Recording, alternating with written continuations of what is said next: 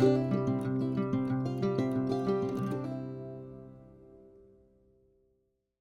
everyone, it's Jessica. Thanks for being with me here today. So today I have a couple of cute pictures here of my kids when they had caught a frog in the backyard. And I also have a sketch from Pinterest. This is by Page Maps that I'm going to be using as my inspiration today. I was inspired by the bright pink in my daughter's coat, and that's what made me reach for my new July Hip Kit subscription here. And this month, not only did I get my main kit, but I also picked up those 6x8 papers as well. So I'm really excited about all of the things that I have to play with here. This is my first time creating with this July kit. So it's got a lot of animals and things in it and just kind of a wild, colorful theme. And I think that's going to work out really well for these photos. Now, normally I've already made some of these decisions before I begin filming, but I thought I would leave this in here this time and just kind of share with you, my process and what I'm doing here as I'm trying to make some design decisions. So I know that I really need about 2 pattern papers according to that sketch. And so I'm just kind of holding up my photo to a couple of different options here, all the options from this kit. And I'm looking at colors. So I want something that is kind of fun, but also a little bit neutral so that it's not going to get too crazy. So like I tried pairing that blue pattern with a like gray and white stripe. I also have this one here. I'm like, I like that because it brings in the pink and a bunch of different colors that I could work with, but it feels maybe a little bit too busy. So I kind of pause on that one for a little while, but then I decide not to. But later I'll end up using that one in the 6x8 photo. This one I like here because it's the pink and that matches the pink in my daughter's jacket. So right away, I'm kind of really liking that one. And then I noticed that right underneath of it in my stack is this really pretty aqua one. And one thing that I noticed is that both of these pattern papers have a little bit of distressing. It almost looks like a watermark over to the left-hand side of each of the pages. And so I think that that's going to actually work out really well because then it kind of looks like it's all from the same thing. So I do like these options here, but I still want something that has a lot of other colors in it that's going to help kind of tie those two a little bit plainer pattern papers together. So this is where I pull out that 6x8 paper that is in that bright floral and I just cut it down a little bit. So I've gone ahead and made a couple of cuts here. So altogether, this will end up being like a 10-inch square in the middle of my paper. So I've got 7 inches and 3 inches, and then of course both by 10. And so I'm going to layer them like that over top of my white cardstock. I also wanted to make my photos pop a little bit, so I did back them on also a piece of white cardstock, and then I'm just going to tuck that floral piece underneath here over to the side. Now at this point I thought, I should probably get a sense of what I'm going to do for embellishments. So I started opening up all the things that came in my kits. Oh my gosh, I know I sound like a broken record. I've said this before whenever I create with my Hip Kit subscriptions, but there is just so much stuff in there. So I did make a little stack here of some things that I thought might work. In the sketch, it did show that there was kind of a journaling spot over here to the right. So I kind of like this, but I'm not really sure. I'm just really kind of testing some things out. And also I know I'm going to need to cut down that floral piece because I hadn't made the second cut on it yet. And it was really kind of distracting me how it was longer than my photo mat. So I'm going to do that here and just kind of trim that down a little bit. I want it to be just a little bit less than the photos when I tuck it underneath. I don't have anything glued yet because I'm still making some of those decisions. But I'm thinking that it'll maybe kind of go a little something like this. I don't know. I usually use a sketch just as a beginning point, and then I definitely deviate from there. I also like this one here that has the flag. In fact, I'm going to end up using that in the end. And then I layered a chipboard black frame underneath of it, and I just kind of like how that made it pop up off the page. And then of course I've got so many beautiful floral die cuts to use with this kit, so I'm definitely planning on using some of those later. And then I also found in the chipboard pieces these really fun barcodes, and again, I thought that would be good for bringing in some more of that black, since I have that black chipboard frame, and then I also have a sentiment strip again on that black cardstock.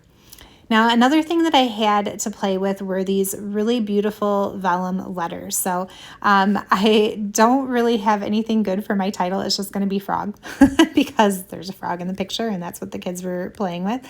And so I just pulled out all the F's, R's, O's, and G's so that I could kind of figure out which color of each I wanted to use. I just did something similar to this on a recent layout, and I will leave that linked in the description box below. So if you do like the way that this title comes together, you can see another video where I did something very similar just recently. I had played around with maybe putting it over to the side, but I decided that I like it better on that teal color of paper, and so I'm going to move it back up to the top. And you know, when I was watching this video back to do my editing, I was kind of wondering why I didn't try harder to get my title in the center of that top piece of paper. When I was making this, I just really felt like it had to be over to the side. And I think what was in my head is that, you know, according to the sketch, there was that like little side journaling piece and kind of a little cluster over there. And I just felt like if I centered my photo in my title, that I wouldn't really have room to do that little side cluster. So it looks a little silly to me now that I'm watching the video back, but it turns out okay. But I do wish I had tried to center it maybe a little bit more, but I definitely offset things just so I can build this cluster up here. And I end up moving it to the left instead of where it was originally shown on the right. So I'm starting to kind of get some final decisions here. It's going to be frog for the title up there, and then I'm going to use that long strip that says something about being on the wild side, which I thought was appropriate for the frog. And then I'm going to build up my journaling box over on the left-hand side. Then my cat Petunia just had to get in the way. I ended up with cat hair everywhere. But I was like, I'm going to go ahead and start gluing things and kind of getting some things ready. As I was doing that, I noticed on the sketch that there appeared to be some stitching lines outlining that inner square. And so what I'm doing is just using my T-square ruler to draw myself a couple of pencil marks to make it easier to poke those stitching holes. So I just am kind of giving myself about maybe 1/4 of an inch outside of that middle square there. And then I'm going to put a foam mat underneath and use my piercing tool and just freehand some stitching holes here. I love doing hand stitching on my projects. I know some people are like, oh my gosh, it just takes so much time. And it does. Like sometimes it goes faster and sometimes it takes quite a bit of time, but I find it very relaxing. I just listen to my music and I really love the way that it looks when it's all done. So I put my letters down while I had my needle and thread out, and I just used similar colors of thread to the letters themselves and tack those down because they are vellum, and I hate when you can see the adhesive behind the vellum, so I just stitched them onto the page. So here's where, like I said, everything is kind of shifted over to the right so that I can build a little cluster off to the left of my pictures. And I did start with 3 photos, but one of them was kind of similar to that bottom one of the frog in my daughter's hand. And so I'm just going to go with the 2 instead because I felt like the 3rd photo didn't fit on there very well. And that frog, I don't like frogs. You know, snakes, frogs, lizards, things like that are creepy and crawly and a little slimy. They're definitely not my thing, but my kids have never been scared of things like that. And so anytime they see a frog out in the yard, they love to catch it and kind of play with it for a little bit before I'm like, all right, put it back and then go wash your hands. But this frog was really cute. He was so photogenic.